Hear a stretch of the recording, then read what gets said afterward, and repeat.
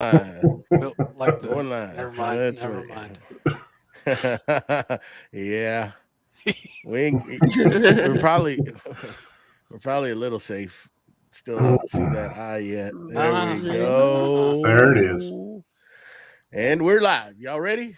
Oh, Yes, yeah. sir. Here we go. Welcome to Creative Makers Podcast with your host, Joey with Steel Blade Woodworks, Matt with Wacky Works Workshop, Jen with Jen's Turns, Jamie with JP Woodwork, and Jake with Northside Custom Crafts.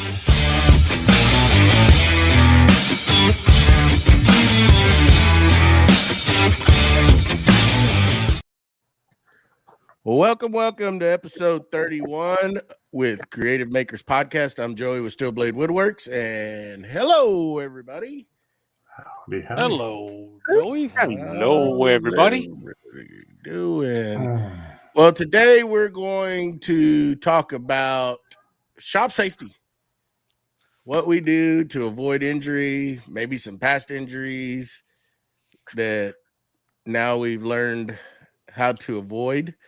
Gotten a little wiser with age. And yeah, so anybody in the chat want to chime in, go ahead and put your questions or responses or whatever you want to do. And who wants to start it off first? Who wants to go? Anybody? Well, I've got a couple of things jotted down. I don't mind starting off with. The first one I've got down, I've kind of had a bit of a debate with myself one night when I found out that we were going to be talking about this subject, which kind of kept me up all night arguing with myself. So this one is out of a professional wood shop or a content creator's wood shop, if you like. We'll go with wood shop for the time being. Whose shop would you say is more dangerous? So, and the conclusion that I came to would be a content creator's. And my reasons behind it is that a content creator's shop is more dangerous because they're not solely concentrating on the cut as such, or anything in particular. So they're concentrating on lighting, they're concentrating on camera angles, maybe wiring to cameras and lighting and things like that. Whereas in a professional, say, cabinet shop, they're literally going over, doing the cut, that's it, on to the next job. You know? So I'm just wondering what if you could maybe add to that or got any other thoughts to that as well. I mean, I would not necessarily agree with that because in a production shop like that, you tend to be in a hurry, and that's when you let your guard drop, and that's when accidents happen, right? Same thing as kind of like in a what you're saying, a content creator shop. I mean, there's so many things, not just, in my opinion, not just what you're concentrating, like camera angle, lights, et cetera, et cetera. You know, there's just things in your life that you're thinking about also when you're out there. Sometimes people use that to go out into the shop to decompress, and then you're not fully thinking about what you're doing, and that's when things tend to happen, or you take risk per se, and you're not fully thinking of what's going on. Yeah, I mean, I've had accidents. I'm pretty sure everybody has at some point. It may not be a gruesome accident, but it's been an accident, and or you've had a real close call, you know. What you got, Jake? I could tell it looks like you want to say something there. I was just gonna say I used to have a wife that would want to come and talk to me while I was on the bandsaw. She's not a wife anymore. Gotta give you something to dance on. I have to tell her, like, you tried to be nice, where you're like, I don't need you. Like, wait 10 minutes for me to get off of this thing, and you could talk to me for eternity. That's fine. But when I'm doing this, leave. Like, you don't want to be rude or mean or whatever. But if somebody doesn't understand that you have a death machine you're working with, then and they want to come up and just BS with you, then they deserve to get a talking to, I guess is what I'm trying to say. Like, I'd rather them be mad at me because I said something than be mad at me because I can't go to work for 5 months because they're sewing my fingers back on. So I got a question. Like, let's just go with the table saw, because that's what a lot of people you hear out there most concerned with, or that's one of the big ones that people try to avoid. I know, Jen, you've said yourself you try to avoid it at all costs, even though you have a saw stop. It's still it still kind of, you know, terrifies you to use that, and you hear that with a lot of people. I mean, I've had kickbacks on them. What do y'all do to prepare when y'all are fixing to make a cut? What are your actual steps like that you take before you turn the saw on? And do you think about things like, what are you going to do if something happens? You know, because when you're making that cut, a lot of things can happen, right?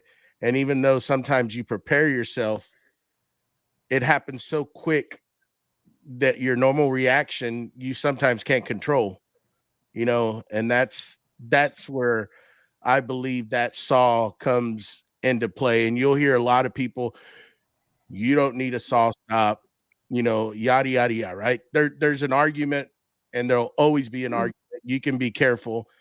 Well, you can be careful, but things happen so quick that sometimes your normal reaction is going to get you hurt, even though you're prepared. Sometimes, you know, it doesn't go that Well, way. and sorry, Joey. I've even seen videos that, yes, the table saw is intimidating, even though it's a saw stop. I personally am in one of those people that are in the camp of it's worth the money because my digits are important to me. I can't be a secretarian type if I don't have fingers. I used to type So, 60 words a minute. Now I type 30. right.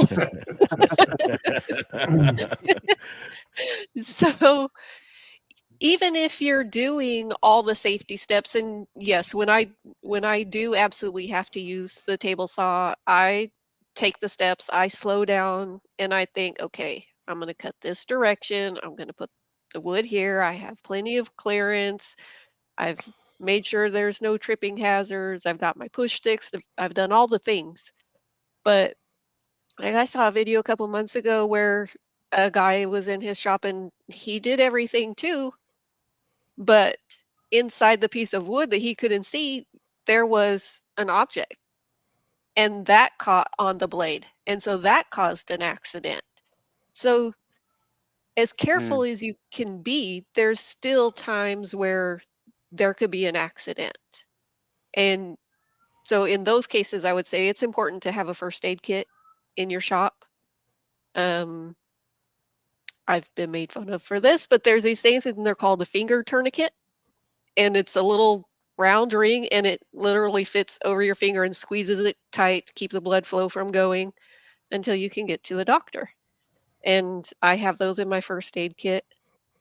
And so there's, you know, you have to be safe, whether it's a table saw or a bandsaw or anything else. You need to be able to treat yourself as well as possible if there is an accident. No. So when I'm making a cut with table saw, first thing I'd look at is what kind of cut I'm using. So if I'm doing cross cut, if your piece is longer, wider than what the length of it would be, you have instability. You have a possibility of it twisting or kicking back on you, as they call it. Especially if you're going to have it against the guide on the side. And so having a crosscut sled will help prevent some of that, because you're actually going to hold it up against a fence on the end of it to be able to move forward. So knowing that, and then the other one is, what kind of wood are you cutting with? I was cutting this weekend some wood, and it had a twist to it. So when you cut it, it gave a relief, and it made it want to bind up in there. So what I did is I cut it with a crosscut sled, but I pulled my fence away from it and kept a gap. So I had lined it up on the edge, and then I pulled through it because I knew it was going to give. It was some cherry that I had that was a couple of years old, and it had a twist in it. As soon as I did, I felt it bind. I felt it grab, but luckily it didn't have that fence to stop, and it didn't grab and twist and pull back on me. So knowing what it is that you're looking for on your wood when you're cutting with it I think is key. I don't have a table saw anymore, But when I did, that table saw scared the living daylights out of me. It wasn't the best one. I'm not going to go and name brands or anything like that. That won't be right. But yeah, it wasn't the best one. Not by a long shot. That's probably one of the reasons why it scares me. To be honest, it made some obscenely horrible noises. But the kind of the checklist I always used to go through is like, because the size of my workshop, I used to have to get help every time putting it into place of where I needed it and putting it back, like lifting it back where after I'd finished. And once that's all was in place, so like check there's nothing I can trip on and all that kind of stuff. And then obviously safety goggles or face shield, whatever. And I'd turn it on. I used to stand to the side just to double check, make sure no teeth would come flying off of the blade for a Oh little my bit. goodness. And it's just, I don't know, maybe it was just stories or something like that that I'd heard in the community that sort of thing happened. So I got it into my head, just stand to the side for a little bit. And things like that, just leave it running for a couple of seconds just to make sure there's no weird noises coming from the arbor. Make sure the blade's still sitting on there properly and all that kind of stuff. But that's the sort of stuff I always used to make sure, because at times that when the table saw wasn't in use, I used to have a sheet of plywood over the top of it, and it used to get used for basically a table. So blade used to go down, and it used to get used as a shelf basically. But yeah, I was really scared of it. Eventually, I got someone else can have that. I don't want it. But I mean, I'm on look out to get a decent one now. So it's amazing what you want when you haven't got it. you bring a good point up, Jamie. I mean, you should always at least check your tools, do maintenance, and make sure things aren't loose. Just the upkeep on them, that'll help save you from a potential disaster too. Checking those tools, don't just run them, run them hard and put them up, dirty. You know what I mean? So you got to kind of keep a maintenance on them and make sure that they're in proper working condition. I mean, we've all had some close calls, and yeah, that's a good point, Mark. Standing, knowing what you're going to do, where you're going to stand, having all the things you're going to need. If you're going to need a push stick, have it right there in reach, so you're not actually reaching way over while you're trying to do a cut or hold that piece of wood still while you're trying to grab that stuff. So it's all like in one single motion. But a lot of time where I've gotten into trouble is I knew it was wrong, but trying to I tried to use my you got some comedians out there today, don't we? I thought it was pretty good. Yeah. Sorry, Joe. When you cutting, pine's the worst, especially if you're trying to rip that, because it has a tendency to relieve stress, and that's when causes kickback. That's the worst one. And I've done it a few times, even though I knew I shouldn't have. But luckily, I was, like Mark said, I stood out of the way, because I knew if it happened, it wouldn't hit me. Because that's the worst thing, is when a piece of wood is kicked back at you and you're standing behind it, your normal reaction when it hits you is your upper body's going to go forward, and that's when your hand's going into that blade. And that's when even with the kickback, though, it's still your normal tendencies, I think, are for you to go forward, because it's just your reaction of moving and not paying attention. So I can see where people get intimidated, and it's crazy, especially when you're cutting small stuff and getting close. But it's back in the day at the old shop, I never had I didn't have a first aid kit. My first aid kit was electrical tape or my shirt. My wife can attest to that when I cut my finger. But since then, I mean, I've upgraded, and I've got that stuff here in place. So, I'm still stuck on Jamie saying obscenely horrible noises. I just picture his table saw saying, "Ay, papi." Sorry, I had to get that out. I couldn't get past it. Sorry. I did have sorry, Jake, go ahead. No. I did have my saw stop kickback once, and it was on a smaller piece of wood, and luckily I was standing to the side, so it didn't hit me, but my car was directly behind me in the driveway, and it did hit my car and left a good dent in it, and I just look at it, and I'm like, if that had been me that it hit, that would have really hurt. Mhm. It dented my car on the Mm. on the front hood, so it wasn't like it was the side or anything. It was pretty Did you sturdy. did you say When gosh dang it? I Gosh, said dang more it. than that. Dang it. It was more than when that. I said more than that. After when the shock I of it, I was like, "Ooh." when I first got the table saw that I was speaking about, I made a couple of cuts, and I realised something wasn't quite right about it, and then I realised I forgot to put the riving knife in. So yeah, I quickly turned the saw off with the wood still in the blade, and I was like, yeah, right, that can come out and that can go in. So yeah, I have that was the big mistake.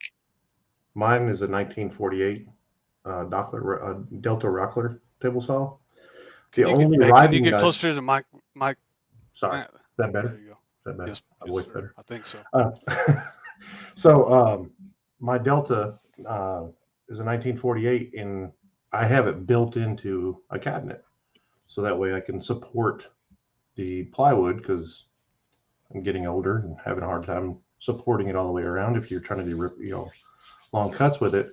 But it has a riving knife, but it's on the back of the actual table saw. So if you look at the way it's designed, it's on the back of the uh, steel plate, the bed, and it's on the back of it. So I literally went and found a company that designs and builds one that goes on the inside of it, just so I could have a riving knife that was right next to the blade. Because I was having trouble with that when you have like I said, that cherry, it wanted to close back, and so that allowed it so it didn't pinch on the blade. And so a riving knife is key. Mm. So before I made the jig that I make to do the pin blanks with, I was always thinking about making a jig. I'm gonna have this dream to make a cool jig, and it's gonna be safe and everything. But in the meantime, I was using like homemade push sticks and just doing one through the blade at a time. And it's scary. So I would always put my the palm of my hand on the fence so that if something did happen, it was already weighted on the fence and I just let go. Of course, that's easier said than done, but one day I'm doing some hybrid blanks and I push it through. And once I got it through, all it did was cock over just a little bit and it caught the blade and it harpooned me right in the chest and didn't go through, but it was bruised for all kinds of shades of different colors for a couple weeks. And then so like that day I just sat down and got online and I saw the Rockler taper jig, and then I saw somebody using it for that, and then I just took it further than that. But the whole thing was I was reactive instead of proactive. I knew it was dangerous. I knew it was dumb, but I'm just like I got to get these cut. But even though I know And the it's fast leverage and I moves. know where to stand and I know everything, it still did it. But now Yeah. you got the jig, and it really didn't take long to come up with it or think of it or make it better or whatever. Even just buying it from Rockler and using those clamps and stuff, it was still better than what I was doing automatically without even doing anything to it. So just one of those things, like Mark was saying, have a plan. And I work with Jackie in the shop a lot, so when we're cutting the blanks, I'm always over to the right side, and I have it has a handle, so I'm not behind the blade. And then when you get a bunch of buildup on the left side of the blade, we have that little shop blower thing, that rigid shop blower, looks like a little mini leaf blower, and then Jackie will blow those over. She'll blow the stuff out of the way, and I can keep going. So neither one of us are in danger. Neither one of us are putting the other one at risk or whatever. And so there's a couple other things we do in the shop, but that was the table saw scare for me, because I've had a couple of little ones, but you don't pay attention. You don't really pay attention until you get one that tries to. It hit me like Cupid in the heart. Then you love safety.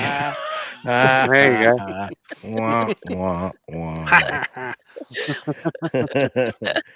Yeah, you see people do it like there was that one video on Instagram that went viral, and I think it was a gal cutting a circle, and I think that's the most horrible thing you could ever do is try to cut a circle on a table saw, right?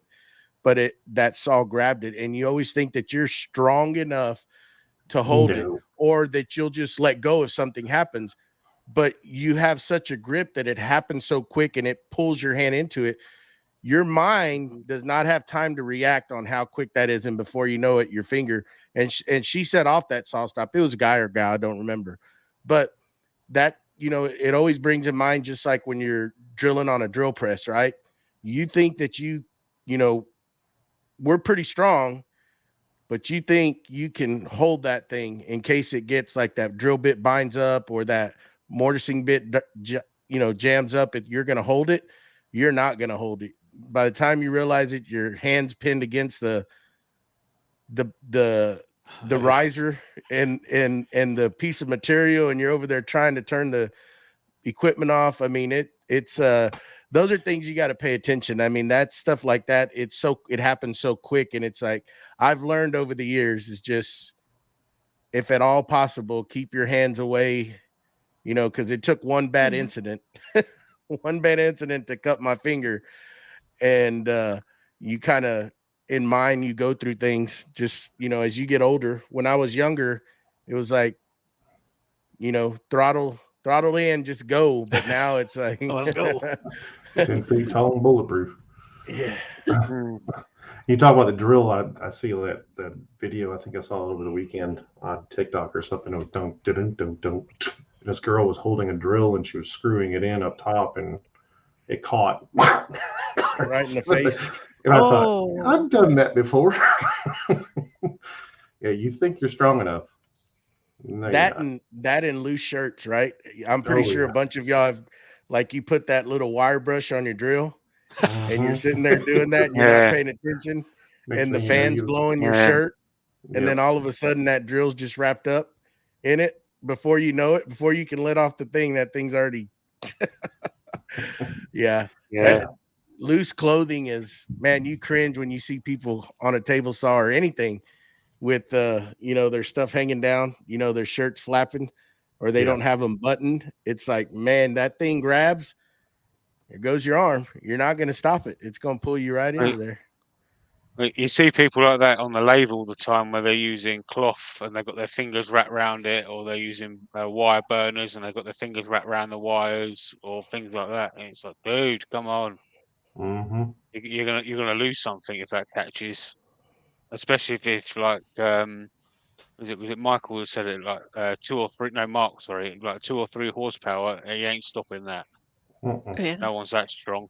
So well, and for the women with long hair on the lathe, I bent down to pick something up, and I looked up and I'm like, I'm pretty close to that lathe. That would not have been good if, a gust of wind came up or something and my hair went in there, would not have been pretty. So Call that put your immediate hair consequences. Immediate consequences. Immediate consequences. That actually happened to a lady in the UK not so long ago. Got her hair caught in, and it was quite a powerful lathe as well. So luckily there was somebody there to stop it, but she got quite a big chunk of her hair caught in it. Yeah, you'll see them horror videos of like metal machine shops where people are not paying attention, guys doing on those big lathes, and they get wrapped up in them. It's terrible because you're not stopping them. I don't care that, horse and a half, 3 horsepower equipment, that thing's strong. It's not gonna stop. It's just gonna keep going. Those are, when you start getting up to those type of power, horsepower pieces of equipment, you got to really be careful because they are strong. But I want to ask y'all something. Have any of y'all ever gotten a kickback on a miter chop saw? Oh yeah. No. You never have, Matt? Really? No. It's pretty eventful. Oh yeah. Yeah, I've had it happen to me a few times. And I tell you what, that thing, well, the blade's turning towards you, right? Mhm. So when it bites and it kicks back, especially on a slider, that thing comes right towards you. Ooh. Yeah, I've had it happen, and I was usually you let your guard down on a chop saw. You have your hand way out here holding the piece of wood, and you're just coming down, and you're not even thinking of that, man. It'll open up your eyes. I tell If you you what. have it screwed down, and you yank the screws right out of that tabletop. I hear that anyway. Luckily, like on the DeWalt that has that blade guard, right? I had that blade guard hit me twice in the stomach or area, and it had not that thing been there, it would have cut me. But it just happened so quick on a chop saw. It's crazy. Yeah, mine happened. It was just I don't know. I think it was 3 inches wide piece of wood and maybe 12 inches long. And I was just cutting a little bit, maybe 1.5 inches, 2 inches off the end of it. And that little chunk went flying, but luckily it went to the back of the machine, but then it bounced back out. It didn't hit me, but it sure as heck surprised me. Oh yeah, those are some brutal ones, man. Those will scare the heck out of you. I had a pretty close call on a scroll saw once, nearly broke the skin. Jamie. He's got to mention that at least once an episode, doesn't he? That's Scroll Saw Central. He won't let it go. Let it go. Let it go. So I get a lot of the burl wood that I get. It's not straight and true and flat, and then you dry it and stabilize it, and so it's warped and stuff. So if you just go straight to a chop saw with it, the chances of you having a kickback is pretty high because it's wobbly and stuff. So what I do is I just roughly mark it where I want it, and then take it over to the bandsaw, and I just rough cut it like that. The bandsaw's going towards the table, and it's going to hold it down. Right. So I just rough cut it like that, and then go to the bandsaw or the table saw in a jig or whatever. But I had to learn that. That's how I got a kickback. Was you have something that's wonky, and then you're not strong enough to hold it down. You think you are, but you're not. Bam. And so now it's like I just take a couple more seconds and go, what's going to help me make it through the day here? And most of the time it's cut it rough with the bandsaw and then go to the other machines. Now, what I've had a problem with the miter saw, I learned from it, was I used to make my cut, and I'd go all the way through, get it done, and then I'd lift it back up, and the blade would still be turning. And so I learned to keep my blade all the way down, let it stop, and then lift up. And you don't get first of all, you don't get no mark on your actual board. You don't get a chip out or nothing. And you don't get some kind of piece of wood flying at you. Yeah, that's a good practice. I letting that blade completely stop for the longest time. When I first started, I was watching. You would watch like Mark Spagnola, the Wood Whisperer, and people like that. When you were getting on YouTube, and it's like, why are they letting that blade stop? But then you start thinking about it. It's like, yeah, because a lot of things can happen. Just let the motor run down and then lift it. You don't get any markings or mars on the wood, and then it takes any chance, because I've had it doing that, just letting it come right back up while that blade's still turning, and it catches and it comes right towards you, because on those sliders, that's what it's going to do, because the way the blade's going, you know. And it's like, later on down the road, it makes sense. It's like, okay, The other thing about that habit is, so what are you doing next after you raise the saw up? You're going to grab that wood or move it or grab the next piece, and you're going right underneath that spinning blade. Yep. Every time, and then you sit there and think about it and go, man, I'm dumb. Yeah. So now it's like it takes 2 more seconds to let that blade stop, and then go, because you know how it is. You're in a hurry and you're cutting. You grab the next piece. The next thing you know, you're putting it under there, and the saw's still going, and you're like, "Woo! I need to not do that." And then I have my daughter working with me too, so I really think about this stuff. I think about it anyway, but then with her in there, I think about it more, because I'm responsible. Like it's I don't think she'd appreciate having stuff cut off, and then it's my fault. So Yeah. You know what really, I think out of everything that I use, the router's the one that really gets me tensed up when I'm using it. Yeah. And you can probably all know why. It's especially like if you're going around or you hit some certain grain and it'll just grab, especially if you're not pushing it the right way, and it's just gone. It'll take it right out of your hand. Or if you're, a router table, you have a little more control versus using a router going around a piece of material. Because I mean, I've had it plenty of times happen where that thing just goes, times when it's just come completely out of my hand because you're not expecting it. And I get so freaking tensed up using that thing. Like when you're done, it's like, man, you're pouring out your sweat. arms hurt, you're worn out. It's like, man, it's just because you're trying, you're just sitting there so tense, holding on to that thing, expecting it to do that, I don't know. What have y'all had that happen? Oh yeah. I find ways around stuff just so I don't have to use the router. I hate it. So flush trim. I hate it. I'm terrified of it. Flush trim bit, when you're going from side grain to end grain, that's the worst. I tense up and I like hit it just a little bit, and I tried. The biggest thing that I figured out is, like Jake was talking about, hitting it with a bandsaw first and getting as close as you possibly can to it so you barely have any, because if you got any kind of meat there, when you get to that end grain, I've had it many times. Take it right out of my hand. So these the carriers that we make for the silicone molds, it's I CNC them and then I take them over to the router. When we first started doing this, I had a little bitty router table and I was doing one profile with that, and then I had another router that was clamped to the table, and then we were doing another profile with that. Well, we did that. We made a couple sets like that, and I'm like, man, I can't. We can do better. So I ended up getting the Rockler Ultimate router table and stuff, and I got that, and 99% of what I do with it is just to make those thing. Is super expensive, but I feel better about it. All the safety stuff's there, the dust collection's there, everything's there, and it's a big sturdy table. And so now if one of us gets hurt, it's because we were dumb, not because we were using inferior equipment or jicky stuff, because it was. I sat there and looked at it one day. We were working, and I watched Jackie she was working on the one that was clamped down. I was like, man, if she gets hurt, I'm dumb.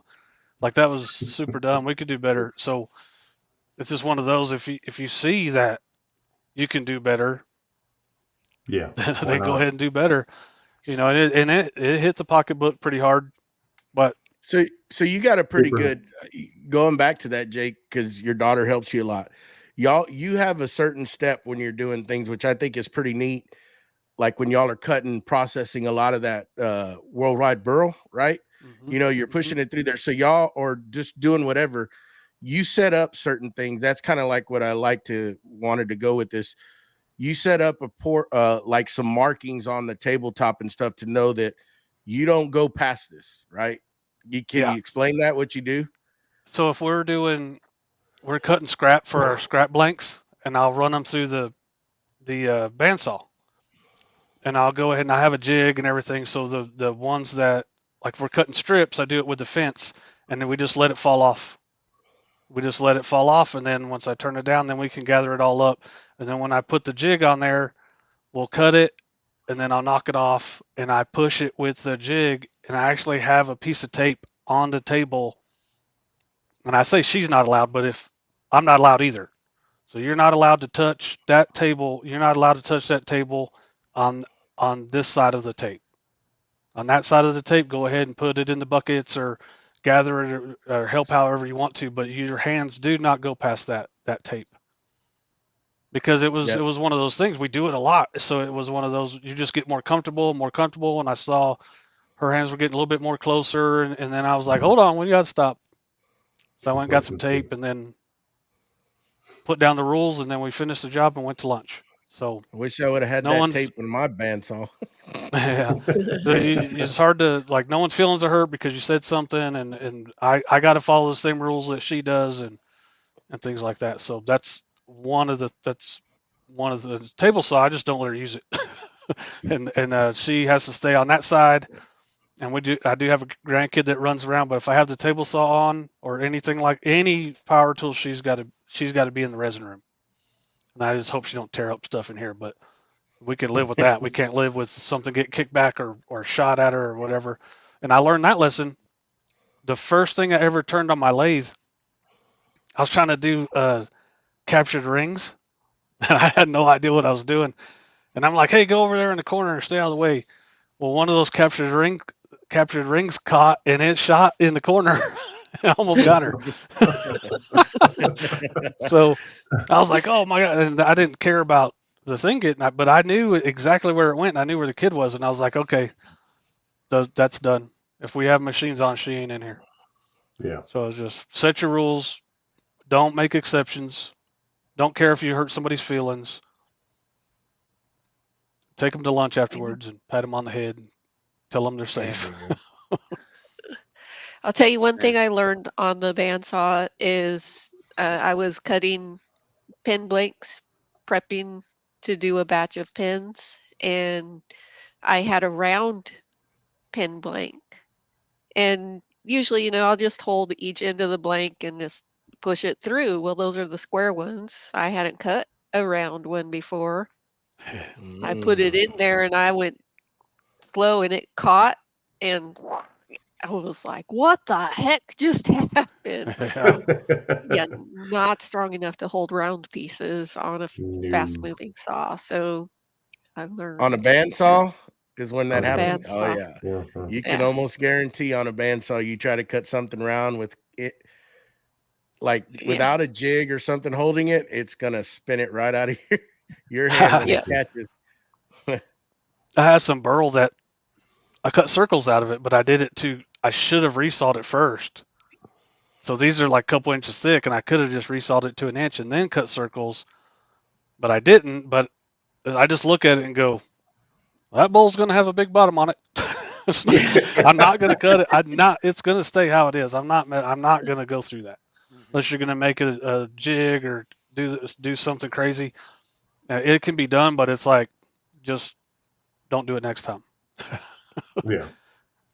Jay Bates, out of all people, he had a thing on his channel showing he was trying to cut something circle, thought he was cool, and he was in a process too, so he was doing a bunch of them, and he didn't put it in a jig right or something, and it flew, and he did it. He's pretty good at telling a story, and it was before he was hit in the face before he even knew that it happened. Mm-hmm. Yeah, there was of a guy I follow. He cut. He does hand carving, but he'll cut the silhouette of the item. So I think it was like 4/4 or whatever, and he was doing spoons. So the round part, he cut everything on the bandsaw, right? But then he was going to resaw it, but he had already cut the round profile on the spoon, so he had the handle, and he was holding the handle part. And as soon as he went in with that round part, it took it right out of his hand, and boom, it does it every time. You're not gonna hold it. You're not. It happened. You may start making that cut, and it just hits a certain point, and there it goes. So I put the dust collection on the bandsaws. Then we were cutting some pretty small pin blank scrap stuff. So I was cutting it with the jig, and then I bring it back. I wasn't even holding on to it. I was just cutting it like one-handed and let the scrap piece fall, just sit there. But the dust collection was so good, it was sucking that piece of scrap into the hole, and it was going to the blade, and it go, but bam! So I was like, how did it go? It's like bam, bam. So, of course, I had to do it twice just to make sure it was bad. Yeah. And then sure you didn't like it. So now you just go, well, anytime I'm cutting on this jig with anything really, just hold it and then bring it back, or push it all the way through and push it off and then bring it back. But it was, I didn't expect it. I didn't see it coming. I wanted the dust collection to be good, but not to where it would suck the wood off the jig, but so I guess that was a win and a loss at the same time. Yeah. There you go. So what all do y'all have in place? I know over the years now, what kind of safety, in case you do have an accident, what do y'all have in place? Do y'all have tourniquets in y'all's shop, first aid kits, fire extinguishers, et cetera, et cetera? Do y'all have those in place in y'all's shop? I have got- all of that and a yeah. fire blanket for the laser. Oh, fire blanket. Really? Just so you stay warm. Yeah. Well, you know I get cold all the time, so Yeah. So I haven't caught the laser on fire yet, so I just use California the fire gets- blanket. Y'all get cold in California? I thought it stayed I hot. get over cold in California. there. I have a first aid kit in here, and I have some band-aids. People send me funny band-aids with cartoon characters and stuff on them, so I have those in here. I have a first aid kit, and there's a fire extinguisher out there out in the shop too. I have a first aid kit by the CNC machine, and then I have one on the miter saw station too, and I have a big box of the good band-aids, and then peroxide and all kinds of stuff. And it was just a few videos ago. I think I was filming some dust collection back there, but you look on the table and it's just all peroxide and band-aids are out, and I got a band-aid on my finger. I was like, so when I was editing it, I was like, man, these people are going to think I'm a wild animal in here. Tweezers, you can't forget tweezers. You always got to have a good pair of tweezers for those splinters. Mhm. And What about an eye wash station? Y'all do have anything of that? no, I have a small don't, one. but I I've have got thought one. about it. I have a small one. Yeah. It's just it's a portable, and you squeeze the bottom of it, and it shoots water out.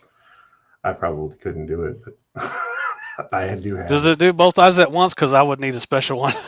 Yes, it does both eyes at once.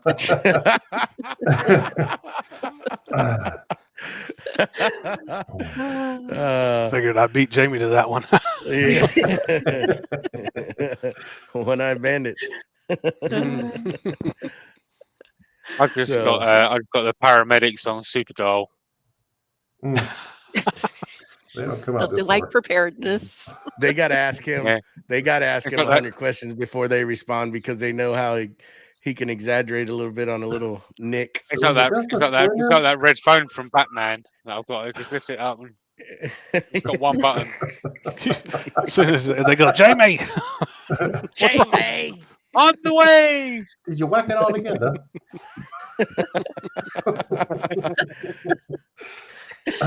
Oh man. Yeah, he kind of sometimes like he'll exaggerate a little bit, because me and Jake will make fun of him because he's like, "Oh, mate, I nearly cut my finger off today," and we're like, "Yeah, let's see. What, you get a little nick on your finger, and you'll have what are the band-aids you have?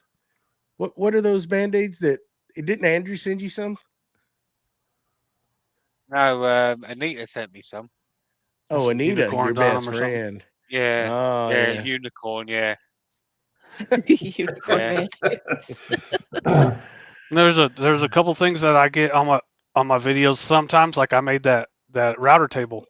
You gotta have dust collection to it, and I don't want dust collection all in the air because I film in there and stuff like that. So I have it going along the ground, and it goes to the table saw, and then the router table sits on top of that. Well, I know it's there because I put it there. So there's people going, isn't that a tripping hazard? Like, no crap, it is. But what else am I gonna? Sometimes you're like, what are you gonna do except for, just be mindful that it's there. So- I don't know what else. So there's sometimes you don't know. So You don't know what to do about it.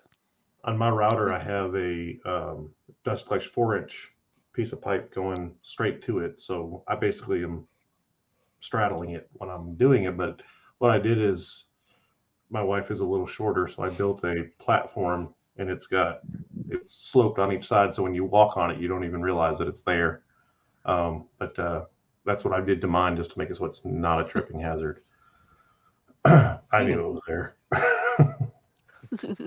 But it's the same thing you do with cables or something like that you have on the ground. You put something over top of it so that you're not pinching it and you're not tripping over it. I have a step stool that fits right over that pipe, and Jackie stands on it so she can sand stuff with that belt sander. Yeah. Which dust collection is another, I think, safety issue. Making sure that you have some kind of dust collection. I mean, you may not have super dust collectors and this, that, and the other, but like you have a the rigid dust collector that you have, or shop vac that you make into a dust collector. It works really well. And just anything just to keep some of the dust out of your face, so you're not breathing it, you're not it's not all over your shop. Makes it the one thing with that I do is I sweep whatever I can sweep and put in the dustpan and put in a thing. That's what I do first. I don't go around and just vacuum everything because one, it's like it takes longer, and two, you're still, I think, putting stuff up. Like, some people go around and blow the whole shop out and then vacuum, but that stuff's all in the air. So I go around and I sweep first, and then sweep it up, put it in the trash, and then go vacuum. That way, you're not filling up your vacuum, you're not filling up your dust separator and all that kind of stuff. And to me, it's just easier. Yeah, I'm a little bit more lazy on that. That could end up being a fire hazard too. So it's best to try to keep all that cleaned up as much as possible, right? Yeah, and it's not good to be breathing in, right? I don't like standing on it. I can't stand on it. Like when I'm turning or whatever, and you get the dust on the floor and the resin ribbons. Like every time I stop, I get the air hose and Jackie thinks I'm nuts, but I can't stand to stand on it. I don't know what it is, but it's just the kind of guy I am, I guess. So we're always sweeping up. So instead of sweeping, I'd use my the Wackerle 4-inch vacuum that they have. Ooh. And I use that. So I have a 50-foot hose that goes around, so I can go all around my shop and vacuum all up, and that's what I use. Does that just get like half your shop, that 50 feet? No, I can actually move it over tools and get the other half.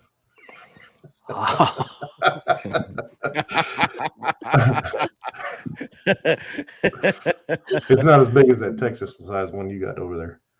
So. It happens. Don't feel bad. Don't feel bad. It happens to a lot of people. Peasant. You peasant. There you go.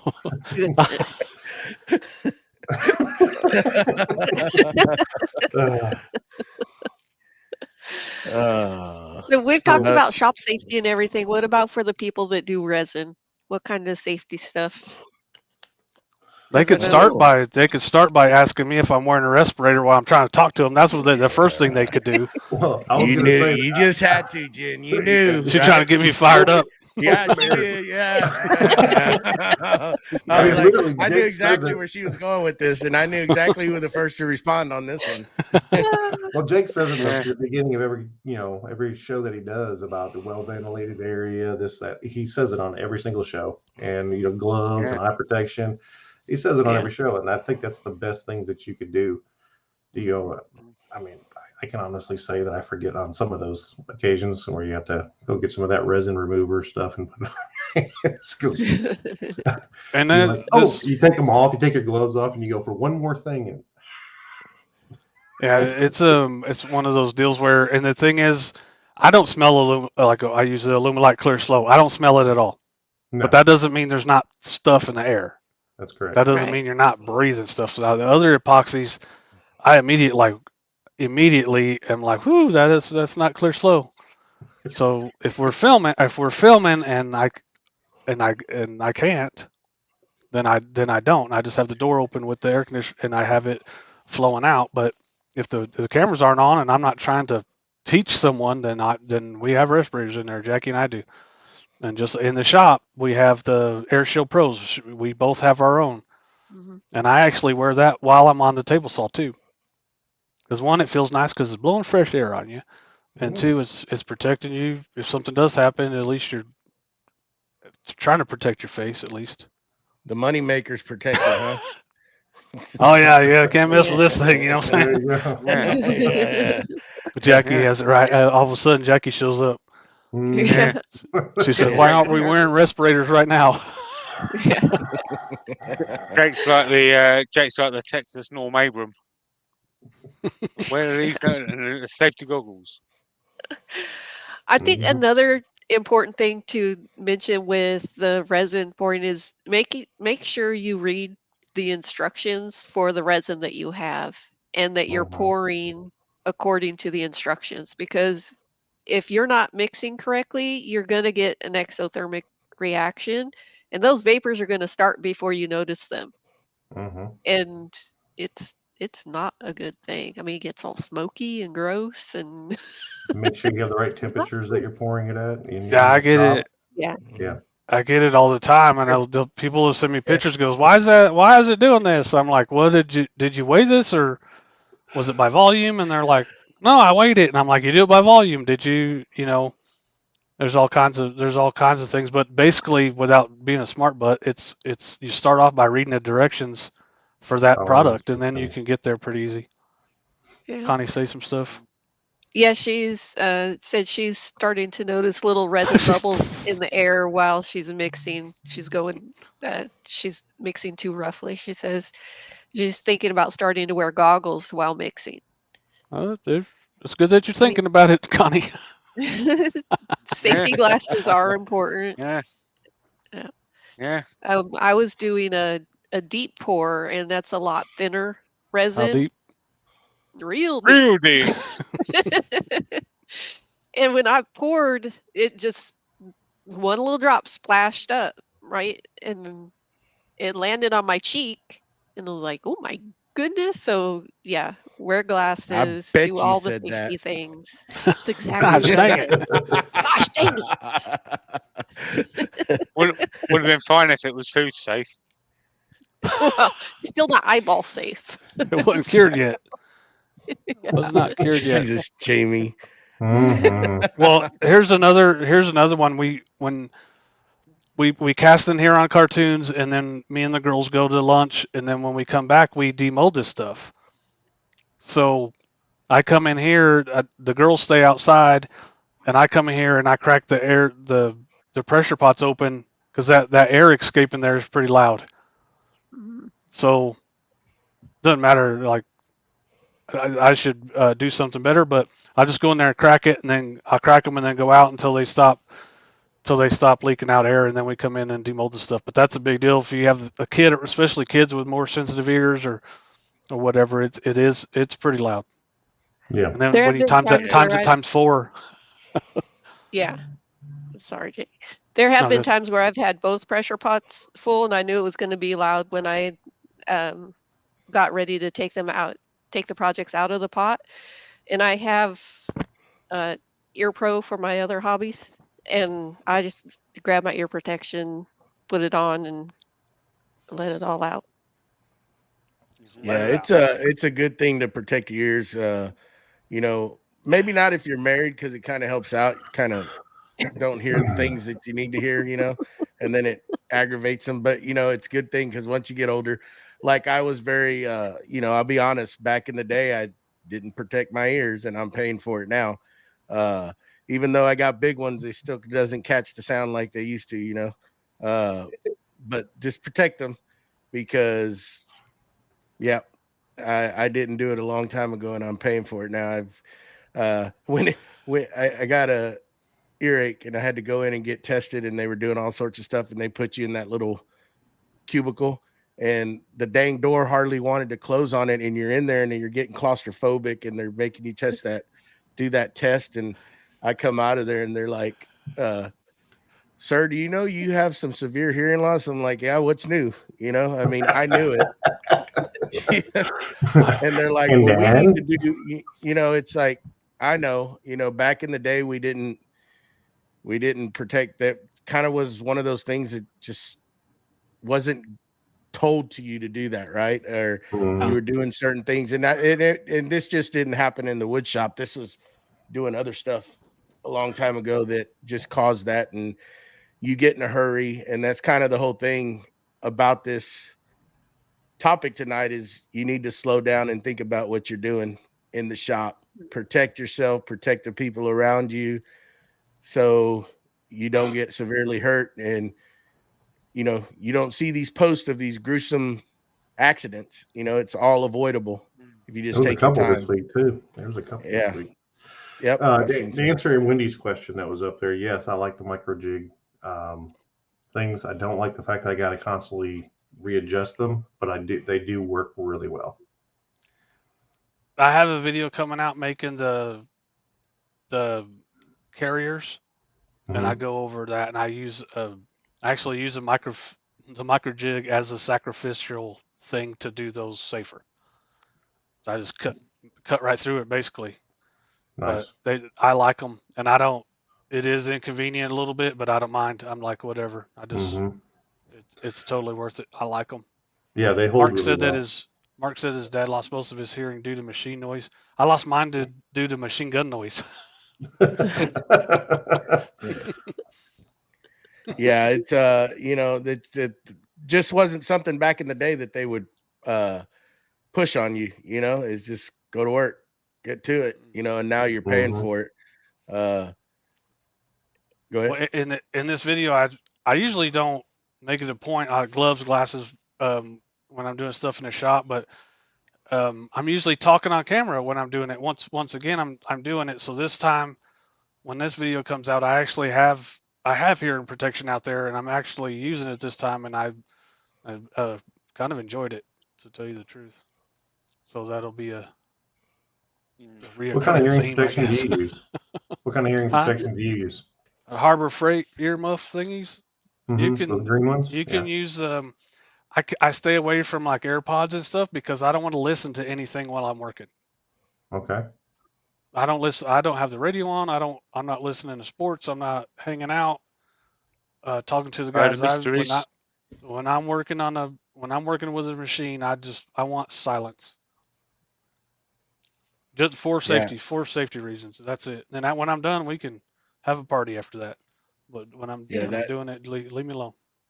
Old man Riverwood Turner said, you know, he's hard of hearing from farm tractors, music, and more. Yeah, that's kind of like doing the farming and the ranching stuff back in the day, and then helping my dad at the welding shop. That was really where most of it. I'm not going to say most of it. Farming or around the tractors and stuff, working on those loud pieces of equipment all day long. You know, when I was younger, and now I'm paying for it. And, you know, and I tend to just let my guard down in the shop. I'm like, I don't want to I'm not putting that stuff in. And I should be, you know, I should be putting earplugs in or something. But, you know, do as I say, not as I do. When I was in the Marines, we were doing like close quarter training, or like in a urban setting or whatever. So we was in this building, and it was like, you just don't kick it with your earplugs in or whatever. And it was training, so they call us, hey, shoot over there, shoot over there. So I'm in a building and I shoot through a hole, and it's like having a firecracker in your hand. It was ridiculous. I shoot, we get done, and all of us are in there going, oh my God, dude. All of us are ruined the rest, like. And I was like, but you can't say, hey, hold on a second, we're putting our earplugs in. It wasn't going to fly. So one of those deals.